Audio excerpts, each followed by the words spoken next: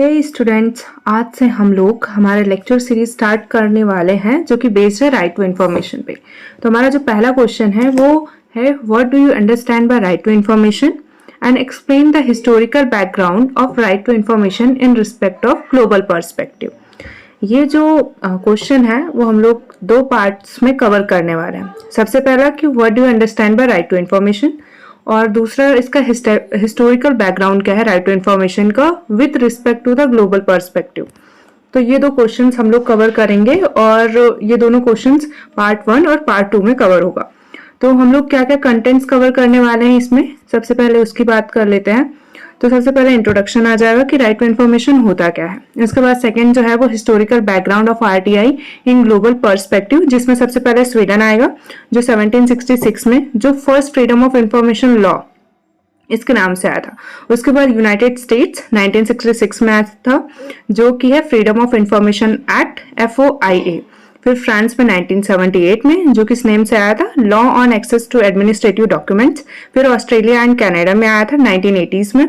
United kingdom में आया था 2000 में, किस नाम से आया था फ्रीडम ऑफ इंफॉर्मेशन एक्ट। फिर European union 2001 regulation EC number 1049/2001 के नाम से आया था ग्लोबल ट्रेंड्स।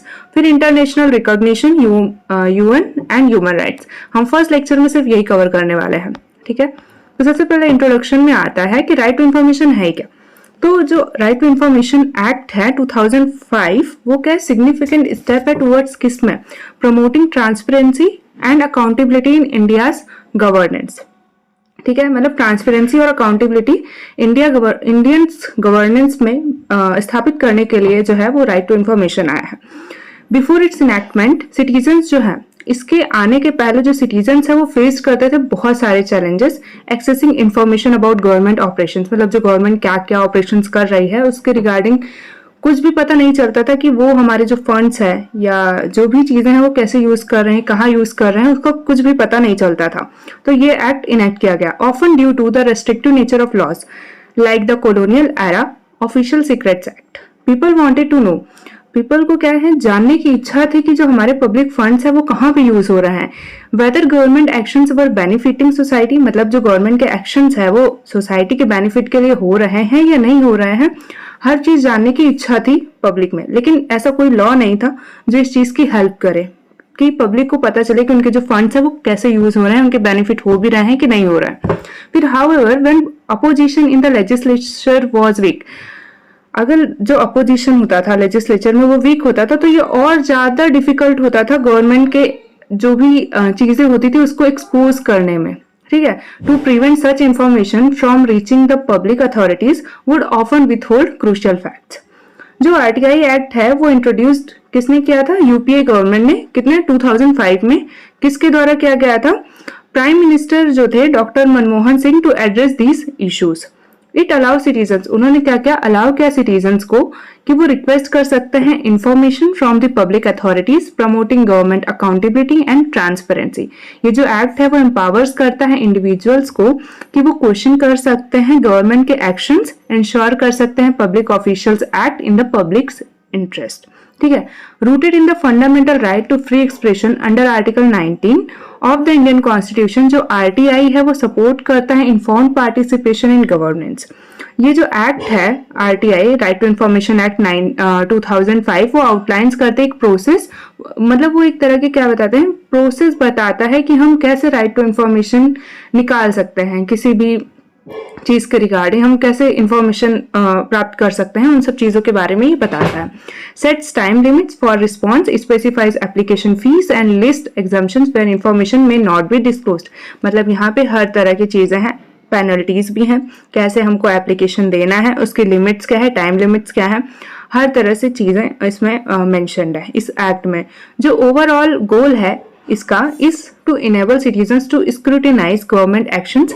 मतलब ओवरऑल इसका गोल यही है कि वो गवर्नमेंट के एक्शंस पे ध्यान दे सके, उनका जो भी फंड्स है वो प्रॉपर यूज हो रहे हैं कि नहीं हो रहे हैं उस पर ध्यान दे सके, leading to better governance and responsiveness to public needs. मतलब करप्शंस को कम कर सके, हर चीज जितना भी गवर्नमेंट हमारी फंड्स को यूज कर रहे हैं उस पर ध्यान दे सके। तो ये सब चीजें क्या है, ये इसके अंडर आ जाता है सारा, ठीक है। फिर उसके बाद में जो है वो आता है historical background of RTI in the global perspective. तो इसमें जो है ये जो कॉन्सेप्ट है राइट टू इन्फॉर्मेशन वो इवॉल्व एकदम से तो आया नहीं है, ये क्या हुआ, इवॉल्व हुआ है time to time, influenced by the global movements toward human rights and freedom of speech. ये क्या है, एक तरह से इन्फ्लुएंस्ड हुए हैं किससे, ग्लोबल मूवमेंट से टूवर्ड्स ह्यूमन राइट्स, मतलब ह्यूमन राइट्स के, और freedom of speech below in, जो कि हमारा फंडामेंटल राइट है। तो सबसे पहले स्वीडन में आया था 1766 में, ठीक है। किस नाम से आया था, जो first freedom of information law के नाम से आया था। स्वीडन जो है वो फर्स्ट कंट्री है जिसने अडॉप्ट किया था right to information law known as the Freedom of the Press Act in 1976, ठीक है। It was designed to curb the censorship prevalent at that time and promote transparency in the government administration। ये किस लिए design हुआ था कि कर्ब कर सके सेंसरशिप। सेंसरशिप क्या होता है, एक तरह से जो भी इररिलेवेंट चीजें होती हैं मीडिया में या टेलीविजन में, जो कि चीज़ें सही नहीं होती हैं पब्लिक पर्सपेक्टिव से कि लोग देखें और उससे इन्फ्लुएंस हो, तो उसमें सेंसरशिप होता है जो कि इररिलेवेंट चीज़ों को कट कर देता है। तो उसको कर्ब करने के लिए at that time and promote transparency in the government administration, this law recognise the public rights to access official document setting a president for future legislation, ठीक है। फिर यूनाइटेड स्टेट्स आता है 1966 में, जो कि किस नाम से आता है, फ्रीडम ऑफ इंफॉर्मेशन एक्ट, ठीक है। 1966 में आता है FOIA allows citizens to request information from federal agencies, marking an important milestone in the global RTI movement. It was a part of broader civil rights movements and aimed at addressing government secrecy, particularly after scandals like Watergate, ठीक है।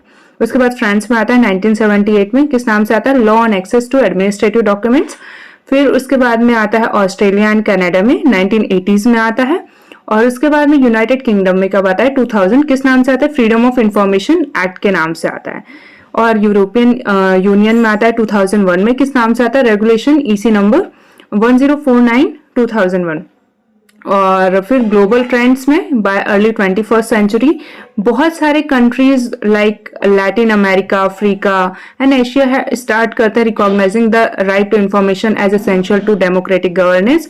तो बहुत सारे post colonial developing nation जो थे उन्होंने adopt करना start किया RTI acts to combat corruption and promote transparency, मतलब ट्रांसपेरेंसी बनाने के लिए और करप्शन को कम करने के लिए बहुत सारे जो ग्लोबल कंट्रीज थे उन्होंने भी RTI को अडॉप्ट किया। International recognition UN and human rights अगर देखा जाए तो जो राइट टू इंफॉर्मेशन है वो रिकॉग्नाइज्ड किया गया as a part of broader framework of freedom of, मतलब ऐसा माना जाता है कि जो राइट टू इंफॉर्मेशन है वो एक तरह से पार्ट है किसका, freedom of speech and expression का, जो कि इंस्ट्रेंट है इनकी इंटरनेशनल ह्यूमन राइट्स इंस्ट्रूमेंट, जैसे कि article 19 universal declaration of human rights है 1948, वो एम्फेसाइज करता है कि जो right to seek, receive and impart information, ठीक है। उसके बाद आर्टिकल 19 जो international covenant on civil and political rights ICCPR 1966 में जो आया था, विच अफर्म्स, उसने बोला कि जो freedom to access information as part of right to freedom of expression. तो ये हमारा फर्स्ट वीडियो था इस क्वेश्चन का, और जो हम सेकेंड वीडियो में इसका नेक्स्ट लेक्चर जो कवर करेंगे वो need for the right to information है। और अगर आपको ये लेक्चर अच्छा लगा हो तो आप लाइक करें, सब्सक्राइब करें एंड शेयर।